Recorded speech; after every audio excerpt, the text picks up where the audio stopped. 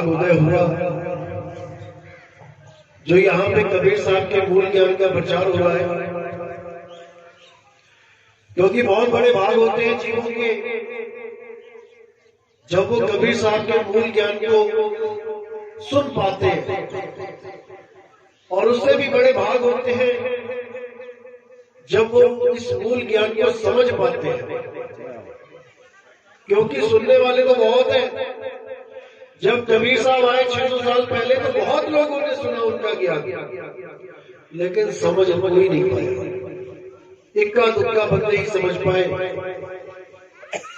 इसी प्रकार कबीर साहब कहते हैं, लाखन में कोई समझ न कोई है, और कोट मध्य जानेंगे, कहे कबीर सुनो भाई साधो हमें, बिरले हंस पहचानेंगे। कि मेरे इस ज्ञान को अगर 1 लाख लोगों के सामने बोल दिया जाए तो उनको समझ में नहीं आएगा क्या बोल के चले गए बात पर, और करोड़ों के आगे बोलेंगे तब जाके कुछ बिरले हंस पहचान पाएंगे कि बात कहाँ की हो रही है। क्योंकि ये ज्ञान ही इतना गुप्त ज्ञान है कि केवल विवेकी हंस ही इसको समझ पाते हैं। ये सबके बस की बात नहीं है समझ पाते। तो विवेक मालिक की देन है, परमात्मा की देन है, वो सब में है। एक गाय में भी बुद्धि है, वो भी जानती है कि मीट नहीं खाना है, घास खाना है केवल, लेकिन विवेक नहीं है। विवेक केवल और केवल परमात्मा की दया से मिलता है, और किसी किसी को मिलता है। बुद्धि आप सबके पास है, सबको पता है क्या करना है, कैसे करना है, दुनियादारी सब जानते हैं, लेकिन परमात्मा के नाम का विवेक ये सबके बस की बात नहीं है समझना।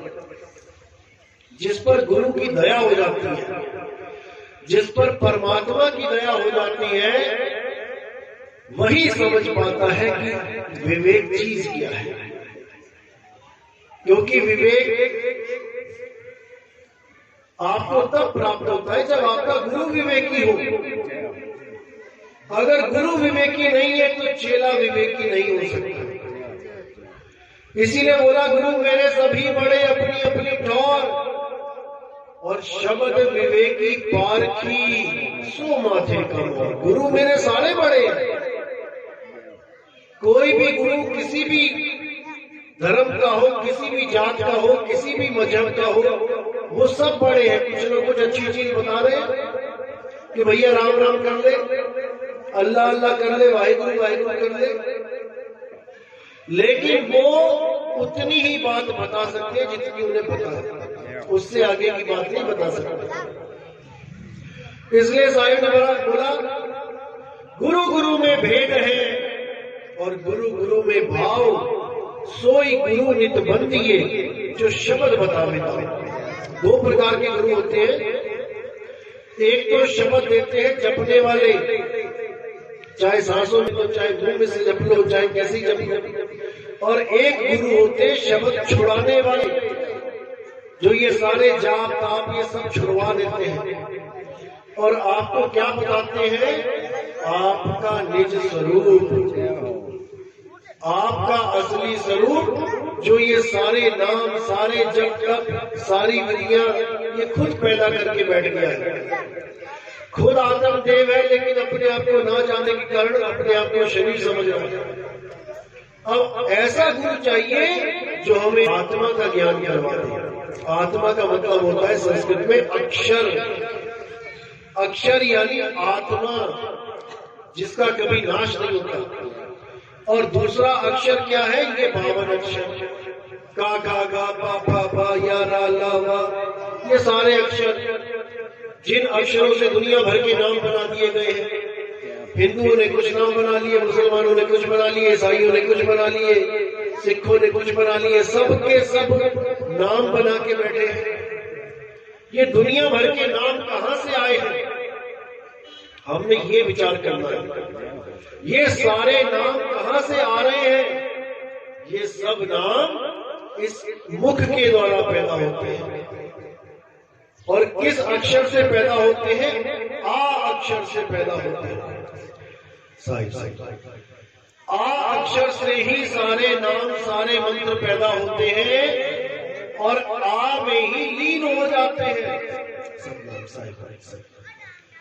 तो साहिब कहते हैं ये आ अक्षर ये ब्रह्म है, इसको जान के समझ के इससे आगे निकल जाना है। गीता में भी यही बोला गया, हे अर्जुन मैं ही आकार हूं और मैं ही काल हूं। मैं आकार हूं यानी जो आ की आवाज निकल रही है यही मैं हूं और इसी से सारे अक्षर पैदा कर देता हूं। जैसे आ से मैंने पा बनाना है तो एक आवाज निकलेगी गले से आ। अब इसी को पा बना दो, केवल होठों को मिलाना है पा। जब तक होठ मिलके छूटे ये पा बन गया, लेकिन उसके बाद पा लीन हो गया किसमें? आ में। आप पा को लगातार बोलोगे तो लास्ट में एक ही आवाज आएगी आ। कैसे? देखो पा आ, ये पा आ से ही पैदा हुआ, आ में ही लीन हो गया। ऐसे जितने भी नाम है इस दुनिया में, राम, वाहेगुरु, अल्लाह, कबीर, ओम, तत्सत, कोई भी है, ये सब इसी आ से निकलते हैं और इसी आ में लय हो जाते हैं। इसलिए ये सब नाम अविनाशी नहीं है, अखंड नहीं है। लेकिन साहिब कहते हैं नाम ही अखंड और सब खंडा, सार शब्द गर्जे ब्रह्मंडा। वो सार शब्द ऐसा है जो लगातार हो रहा है, उसका कोई आदि और कोई अंत नहीं है। वो किसी ने मुंह से पैदा नहीं किया। बाकी जितने भी भगवानों के नाम है, देवताओं के नाम है, किसी भी तरह के नाम है, वो सब मुंह से पैदा किए जाते हैं। इसलिए साहब ने बोला 52 अक्षर जीवा धारा और आदि अक्षर जी व्यास से न्यारा। वाही को सत सिमरण कहिए और सिमर सिमर नर उतरो पर।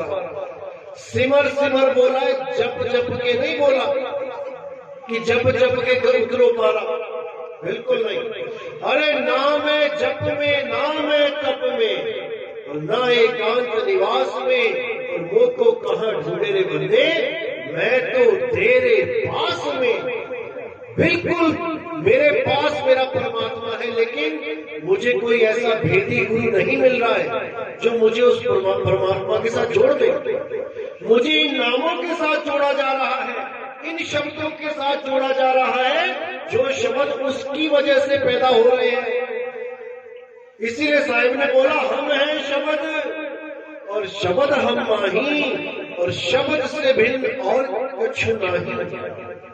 शब्द न बिन से ये बिन से देही कहे कबीर हम शब्द सने। वो शब्द कभी नहीं बिनसेगा जो कभी शुरू ही नहीं हुआ। और ये जितने भी शब्द हैं जो तुम्हारे मुंह से निकल रहे हैं बिनस जाएंगे जब तुम्हारी देही बिनस जाएगी। तुम राम राम राम करते रहोगे, जैसे ही तुम्हारा शरीर छूटेगा तुम्हारा राम भी छूट जाएगा। अब तुम राम भी नहीं बोल पाओगे। तुम श्वासों के द्वारा सुभंग सुभंग कुछ भी कर रहे हो, ये प्राण छूटते ही वो नाम भी खत्म हो जाएगा। तो इन सब से परे जो अखंड अविनाशी नाम है उसको जानना है, वो है असली अक्षर जो 52 अक्षरों से परे है। इसी को बोला सोई गुरु पूरा कहावे, 2 अक्षर का भेद बतावे, एक छुड़ावे। कौन से अक्षर छुड़ाने हैं? ये जितने भी मुंह से बोलने वाले नाम हैं इन सबको छोड़ देना है। एक छुड़ावे एक लखावे तब प्राणी निज घर को जाओ। केवल 2 अक्षरों में 2 अक्षरों का भेद प्राप्त करके प्राणी निज घर को पहुंच जाएगा। तीसरे अक्षर की जरूरत नहीं पड़ेगी। सोई गुरु पूरा कहावे जो 2 अक्षर का भेद बतावे, एक छुड़ावे एक लखावे तब प्राणी निज घर को जाओ। अभी नहीं 2 अक्षरों का निबेड़ा है, एक अक्षर है। जितने भी 52 अक्षर है इनको छुड़ा देवे और एक अक्षर जो आदि अक्षर है, जो अनाम अक्षर है, उसका लखाव कराते हैं। और वो आदि अक्षर कहीं बाहर नहीं पड़ा हुआ है, वो मेरे पास में है। मोको कहाँ ढूंढे रे बंदे, मैं तो तेरे पास में। और खोजी होए तुरंत मिल जाऊं, एक पल की तलाश में। कहे कबीर सुनो भाई साधो, मैं तो हूँ विश्वास में। यानी विश्वास कर लो हे जीवात्मा, मैं तेरे बिल्कुल पास में हूँ। मैं किसी सतलोक में नहीं बैठा हूँ कुर्सी, मैं किसी अलग लोग अनामी लोग में नहीं बैठा हूँ बेंच लगा, मैं तेरे पास में हूँ। कितनी पास हूँ ये भी बता दिया। अरे जो कहते कस्तूरी कुंडल बसे और मरग ढूंढे बनवाही, ऐसे रमता राम है ये दुनिया जाने नहीं। कितना पास हूँ, जितना कस्तूरी पास है हिरण के। कस्तूरी कुंडल बसे और मरग ढूंढे बनवाही। अगर कस्तूरी का ज्ञान उसको नहीं मिला जो उसके पास है, तो वो जंगलों में भटकता फिरता है और सारी उम्र भटकता ही रहेगा। ज्यों तिल माही तेल है और ज्यों चकमक में आग, तेरा साईं तुझ में है और जाग सके तो जाग। कितना पास है परमात्मा हमारे, जितना तिल में तेल पास है, जितना चकमक पत्थर से आग पास है, इतनी दूर हमारा मालिक हमसे है, बिल्कुल पास में। लेकिन भेद न पता होने के कारण कोई मंदिर में भाग रहा है, कोई मस्जिद भाग रहा है, कोई काबा भाग रहा है, कोई काशी भाग रहा है, क्योंकि आत्म ज्ञान नहीं मिला, अपना ज्ञान नहीं मिला। क्योंकि परमात्मा हम में है, इसलिए हम नहीं समझ पा रहे आत्म ज्ञान। तो ऐसा गुरु चाहिए जो आपको आत्म ज्ञान देवे। अरे आत्म ज्ञान बिना नर भटके, कभी काबा कभी काशी और जल में मीन प्यासी, मोहे देखती आवे हंसी। यानी पानी को ढूंढ रही है मछली और पानी में ही है। जितना पानी मछली से दूर है, इतना साहिब हमसे दूर है, लेकिन हम समझ नहीं पा रहे। अरे साहिब का घर दूर है जैसे पेड़ खजूर, और ज्ञानी जन के पास में अज्ञानी से दूर। ज्ञानी जन यानी जिसको विधि पता है खजूर के पेड़ पे चढ़ने की, वो 2 मिनट में चढ़ जाता है। और अज्ञानी देखता है भाई इतनी दूर, यहाँ कैसे जाऊंगा मैं। तो वही जो ज्ञानी है वो जाता है, खजूरें तोड़ के लाता है और खाता है, मुंह मीठा है। अज्ञानी बेचारा दूर से देखता रह जाता है, क्योंकि उसे पता ही नहीं है कि उस खजूर पे चढ़ा कैसे जाएगा। ये खजूर और कहीं नहीं है, यही है खजूर, यही पेड़ खजूर है हमारा, इसी पे चढ़ जाना है। और जो खजूर एकदम टॉप पे लगी है उसको खा के मुंह मीठा करना है। वहीं पे सिंहासन लगा है हमारे परमात्मा का खजूर के पेड़ पे।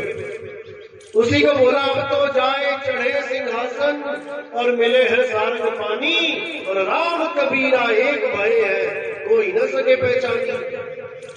हम में और परमात्मा में फर्क तब तक है जब तक हम जीव हैं और उस मालिक की बंदगी नहीं करते।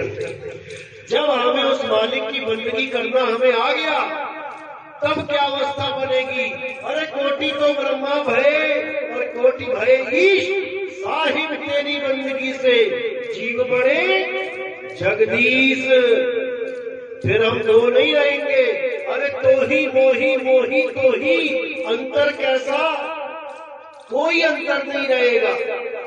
फिर हमारा साहिब हम में ही विराजमान है, अब किसे ढूंढेंगे हम। तो इसलिए साहिब ने बोला अरे ना कहीं आना ना कहीं जाना, और आपे में आप समाना। सबसे पहले तुम ये समझ लो कि तुम हो कहाँ, इस काया जड़ में तुम्हारा स्वरूप है कहाँ, और बस वहीं पर अपनी सूरत लगा लो। जैसे ही तुम वहां सूरत लगाना शुरू करोगे, तुम अपने शरीर से अपने आप को अलग महसूस करने लग जाओगे।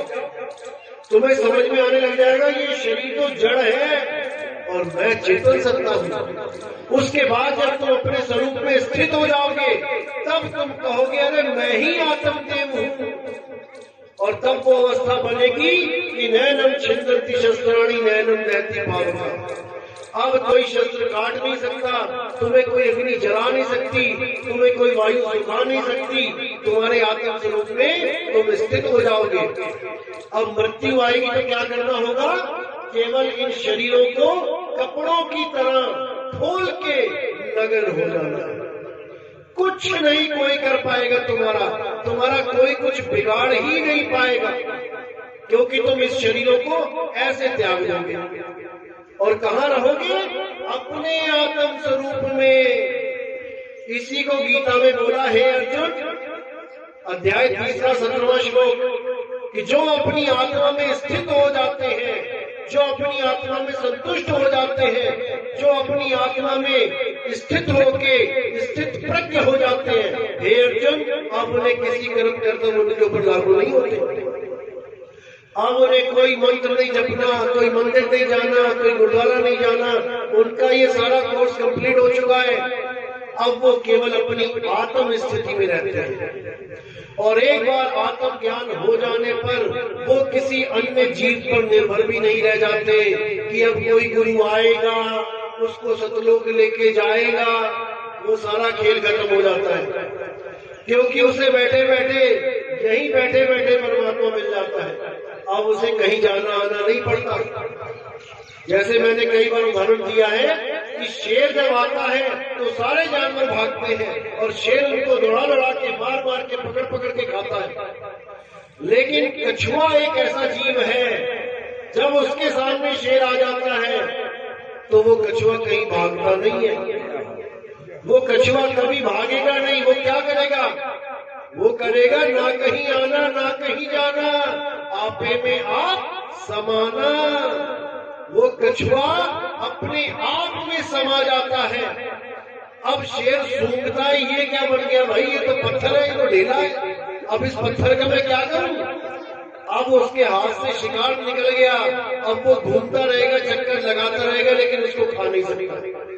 इसी प्रकार काल भगवान जब जीव का शिकार करता है तो जीव क्या करता है? जब काल दूत आते हैं तो जीव इस शरीर को छोड़ के भागता है, और जैसे ही भागता है वैसे ही वो लोग पकड़ लेते हैं, क्योंकि उसे पता ही नहीं जाना कहाँ है।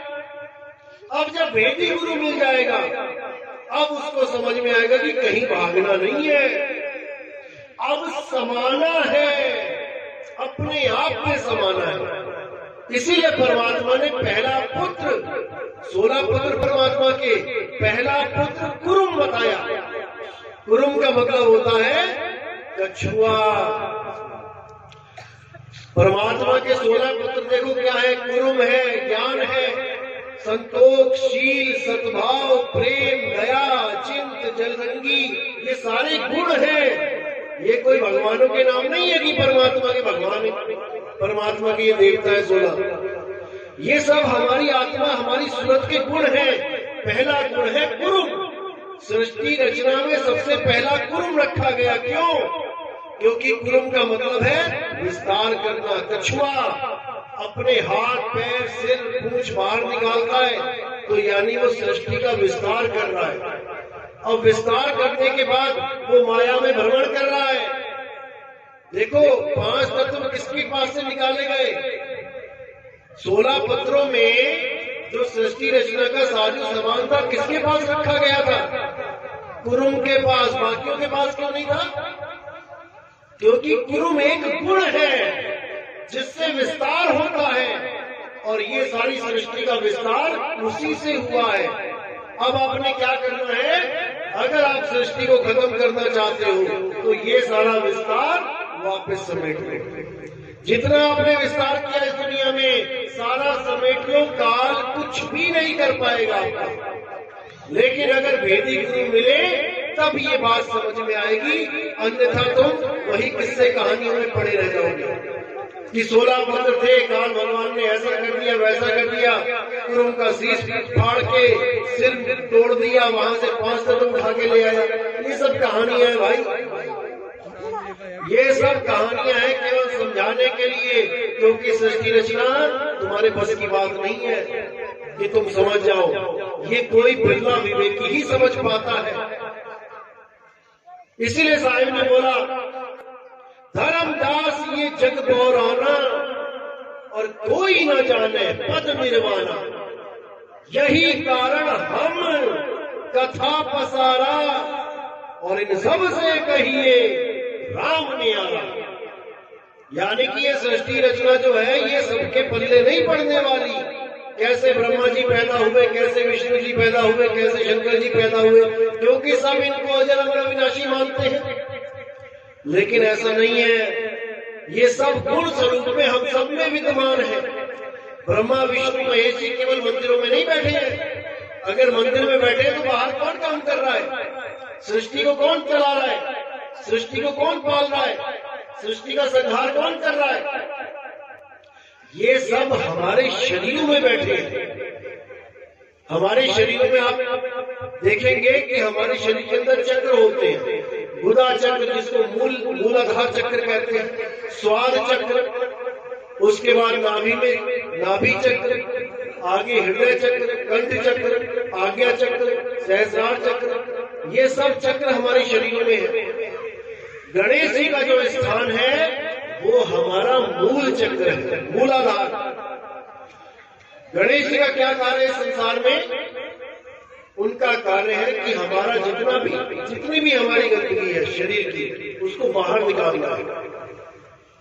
उनका काम है, जैसे कहते हैं देव गणेश कहा रूपा थाना।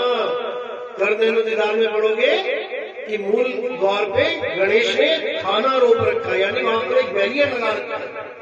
तो बैरियर क्या है? मूलाधार चक्र है। जब हम सुबह सुबह लेटरिन जाते हैं तो वो बैरियर खुल जाता है और सारी गंदगी बाहर आ जाती है, बैरियर फिर बंद हो जाता है। गणेश जी की पूजा सबसे पहले क्यों की जाती है? बड़े बड़े देवी देवताओं को बाद में पूजा जाता है, पहले गणेश जी को बनाओ। उसका क्या मतलब है? यानी सुबह उठ के सबसे पहले हम कहाँ जाते हैं? अपना फ्रेश होने। ये कार्य गणेश जी का है। वो इस कार्य को पूरा करके उनकी पूजा हो गई, खत्म हो गया। अमेरिका, इंग्लैंड, जर्मनी, फ्रांस, ये सब के सब आदमी जितने भी हैं ये सब गणेश को ही मनाते हैं सबसे पहले। उसके बाद ब्रह्मा जी का स्थान कहाँ पे है? हमारे स्वाद चक्र में। ब्रह्मा जी का क्या काम है? बीज डालना, खेती बाड़ी करना, दुनिया को पैदा करना। कैसे होती है दुनिया पैदा? जब बीज डलता है खेत में तो बच्चे पैदा होते हैं। जो ब्रह्मा जी ने बच्चे पैदा कर दिए उनकी पालना कौन करता है? विष्णु जी करते हैं। विष्णु जी कहाँ है? हमारे नाभि चक्र पे। जो गर्भ में बच्चा है, विष्णु जी क्या करते हैं? उसके साथ एक पाइप जोड़ देते हैं माँ के साथ। अब सारा खाना पीना उस बच्चे को उस माँ के द्वारा मिलता है। बच्चे को मुंह नहीं चलाना पड़ता, वो पाइप के द्वारा विष्णु जी सारे धर्म, ये नहीं कि मुसलमानों के नहीं है विष्णु जी, वो मुसलमानों के बच्चों को भी पाल रहे हैं, वो ईसाई के बच्चों को भी पाल रहे हैं, वो सिखों के बच्चों को भी पाल रहे हैं। ये सारी सृष्टि के बच्चों को, यहाँ तक कि कुत्ता बिल्ली हाथी घोड़े के भी लगा देते हैं पाइप गर्भ में, खाता पीता रहे, मजे करे। वही बच्चा जब बड़ा होने लग जाता है तो उसका संहार का काम किसके पास है? शंकर जी के पास। वो हृदय चक्र में बैठे हैं। जो शंकर जी का डमरू है, डम डम डम डम, क्या है वो हमारी धड़कन दिल की। कान लगा के सुनो, देखो कैसे डम डम चल रहा है, डमरू चल रहा है शंकर जी का। और जब भी तांडव होगा, यानी जब भी मृत्यु आएगी, तब वो डमरू तेज हो जाएगा, डम डम डम डम डम। किसी की मौत आने वाली है, कोई झगड़ा कर रहा हो, किसी को पुलिस पकड़ने वाली है, किसी का कुछ भी, देखो उसका दिल कैसे भाग रहा है, यानी संहार होने वाला है भाई तेरा। और जब तक संहार नहीं हो गया, जब तक धड़कन नहीं रुक गई, कोई भी डॉक्टर डेथ सर्टिफिकेट नहीं दे सकता। भले सारे शरीर के अंग काम करना बंद हो जाए, अगर दिल की रिपोर्ट ईसीजी ऐसे चल रही है, कोई डेथ सर्टिफिकेट नहीं। यानी शंकर जी ने संहार नहीं किया है, अभी ये जीवित है। शंकर जी से ऊपर कौन बैठा है कंठ में? यहाँ बैठी है दुर्गा माता। किस रूप में? सावित्री रूप में, गायत्री रूप में। इसका क्या काम है? इसका काम है अपने पति देव यानी अलख निरंजन की हर बात को बोल के बताना। यानी मन और माया, ये मियां बीवी है दोनों। माया बैठी है गले में और मन बैठा है त्रिपुटी में। यहां से जो भी विचार चलता है आपका, ये बोल के बताती है कि मेरे पति को क्या चाहिए। ये मन खुद नहीं बोल सकता कि मुझे क्या चाहिए। सामने लड्डू पेड़े पड़े हैं, अगर मन बोलता रहे कि कोई लड्डू पेड़ा दो, मन में आप बोलते रहो, किसी को सुनाई नहीं देगा। तो ये माया क्या करती है, अपने पति का ऑर्डर लेती है और उसको मुंह से निकाल के बोल देती है। ये जितने भी अक्षर बोल रही है, ये माया ही बोल रही है। हिंदुस्तान में हिंदी बोलती है, पाकिस्तान में उर्दू बोलती है, अरब देश में अरबी बोलती है, चाइना में चाइनीज बोलती है। हर भाषा को ये जानती है और बोलती है। अब इससे ऊपर कौन है, आज्ञा चक्र में अलख निरंजन। आपने नाम सुना होगा, अलख निरंजन।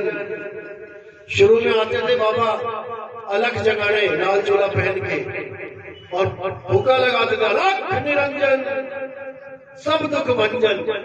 अब ये कौन है अलख निरंजन? आज तक इसकी फोटो नहीं देखी किसी ने। अलख निरंजन नाम सबने सुना है, लेकिन इसका रूप नहीं देखा आज तक किसी ने। ये होता क्या है? क्यों? आप रामलीला देखो तो रावण भी बोलेगा अलख निरंजन, गोरखनाथ भी बोलेगा अलख निरंजन, भोले शंकर भी बोलेंगे अलख निरंजन, हर देवी देवता बोलेगा अलख निरंजन, लेकिन उसकी कोई फोटो नहीं देख पाया, क्योंकि उसका कोई आकार ही नहीं है। वो निराकार है, और निराकार होते हुए भी उसके सारे आकार हैं। ये सारे आकार उसी के।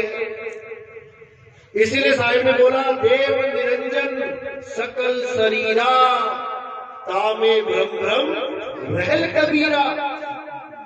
ये अलख निरंजन कौन है? ये सारे रूप अलख निरंजन के ही है। यही काल भगवान के रूप है, और इसी में ये जीव कबीरा भ्रमित होकर बैठा हुआ है। ये अपने आप को अलख निरंजन मान के बैठ गया है, अपने आप को देही मान के बैठ गया है। सुबह से लेकर शाम तक उसी अलख निरंजन की सेवा करता है, ब्रश करता है, नहाता है, धोता है, कंघी करता है, उसी अलख निरंजन की सेवा चल रही है। और करने वाला कौन है? यही कबीरा, जीव कबीरा। गीता में यही ज्ञान दिया गया। जब अर्जुन को विराट रूप दिखाया गया, किसने दिखाया? कृष्ण जी ने। कृष्ण जी कितने हैं? एक हैं।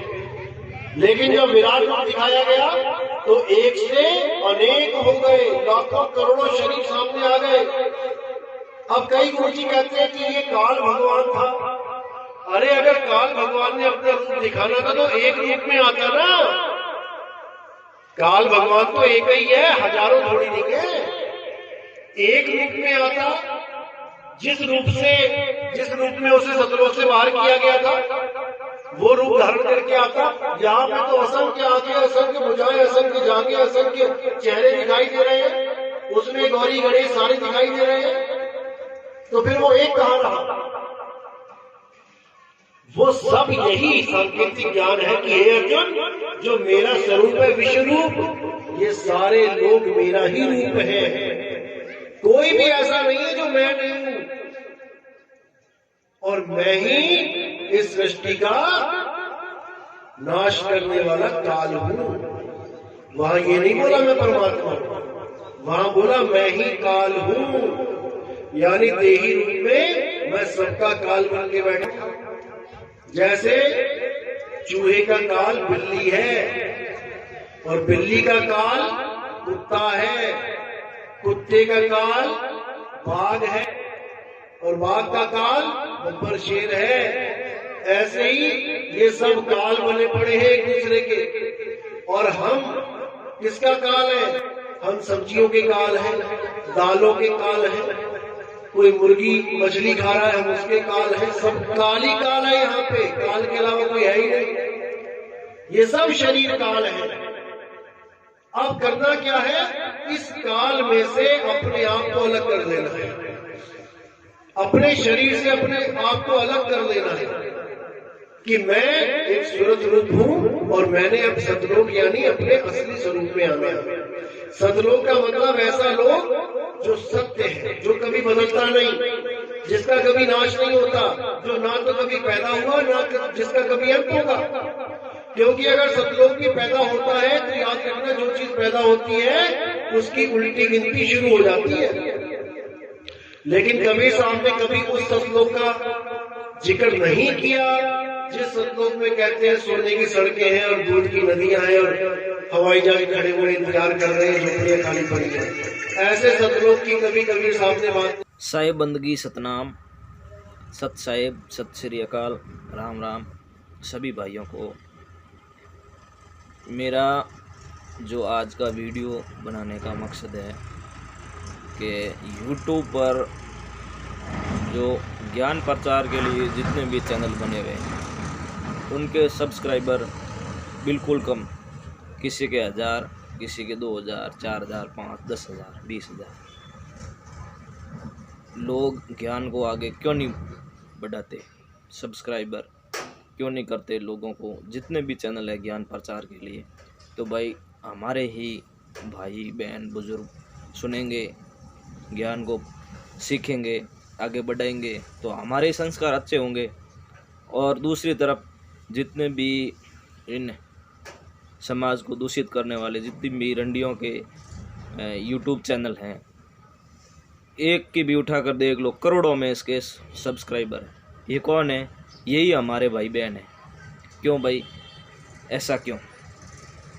ये संस्कार क्यों नहीं दे रहे अपने बच्चों को माता पिता कि भाई इसका संग छोड़ो और संतों का संग करो, संत महात्माओं की वाणी को पढ़ो, हमारे घर के अंदर अच्छे संस्कार होंगे।